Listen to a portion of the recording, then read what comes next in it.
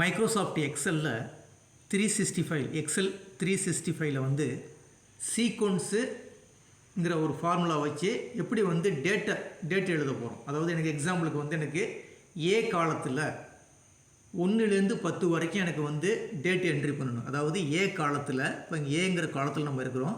இதில் வந்து எனக்கு 1லேருந்து 10 வரைக்கும் டேட் என்ட்ரி பண்ணணும்னு வச்சுங்களேன். அப்போ இந்த இடத்துல கர்சரை வச்சுக்கோங்க, ஈக்குவல்ட்டுன்னு சொல்லி கொடுத்துருங்க. கொடுத்துட்டு சீக்வன்ஸ்னு சொல்லி கொடுங்க. எஸ்சின்னு சொல்லி கொடுத்தீங்கன்னா அதில் சீக்வன்ஸ்னு சொல்லி ஒரு ஃபார்முலா வரும். ஜஸ்ட்டு கிளிக் பண்ணிங்க. ஃபஸ்ட்டு என்ன கேட்குதுன்னா ரோ கேட்குது. எனக்கு என்ன சொல்லியிருக்கேன், 10 ரோவில் வரணும், 1லேருந்து 10 வரைக்கும் வரணும். அப்போ இந்த இடத்துல 10ன்னு சொல்லி என்ட்ரி பண்ணிவிடுங்க. 10 ரோவை எடுத்துக்கும். காலத்தை பொறுத்த வரைக்கும் ஏ காலத்தில் வரணும். அப்போ வந்து என்ன கொடுத்துருங்க, ஒரே ஒரு காலம் கொடுத்துருங்க.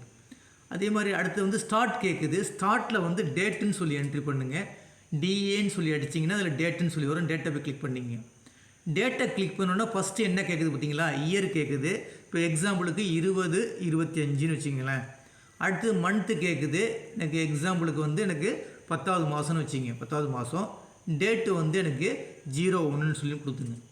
கொடுத்துட்டு அடுத்தது எனக்கு எப்படி ஸ்டெப் வேல்யூ வேணும். இப்போ எக்ஸாம்பிளுக்கு வந்து 1ஆம் தேதி, அடுத்தது 2ஆம் தேதி, அடுத்தது 3ஆம் தேதி, இந்த மாதிரி வரணும். அப்போ ஸ்டெப் வேல்யூ வந்து 1ன்னு சொல்லி கொடுத்துருங்க. கொடுத்துட்டு ஜஸ்ட் என்ட்ரு கொடுத்தீங்கன்னா போதும். உங்களுக்கு இந்த மாதிரி வந்து நம்பர்ஸ் வந்துடும். இதை நம்ம என்ன செய்யணும், அப்படியே செலக்ட் பண்ணிவிட்டு நீங்கள் இன்சர்ட்டுக்கு போங்க. இன்சர்ட்டை கிளிக் பண்ணுங்கள். அதில் வந்து ஹோமை கிளிக் பண்ணுங்கள். ஹோமை கிளிக் பண்ணிங்கன்னா அதில் நம்பர்ஸ் இருக்கும். அதுக்கு பாருங்கள் நம்பர்ஸ்ன்ட்டு, அந்த நம்பரை போய் கிளிக் பண்ணுங்கள். அந்த நம்பரை கிளிக் பண்ணிங்கன்னா அதில் வந்து டேட்டுன்னு சொல்லியிருக்கோம். அந்த டேட்டை போய் கிளிக் பண்ணிங்கன்னா உங்களுக்கு இந்த மாதிரி டேட்டுக்கு வந்து மாறிக்கும். இங்கே பாருங்கள் 1ஆம் தேதியிலேருந்து 10ஆம் தேதிக்கு வந்துருச்சு. 10வது மாதம் 25.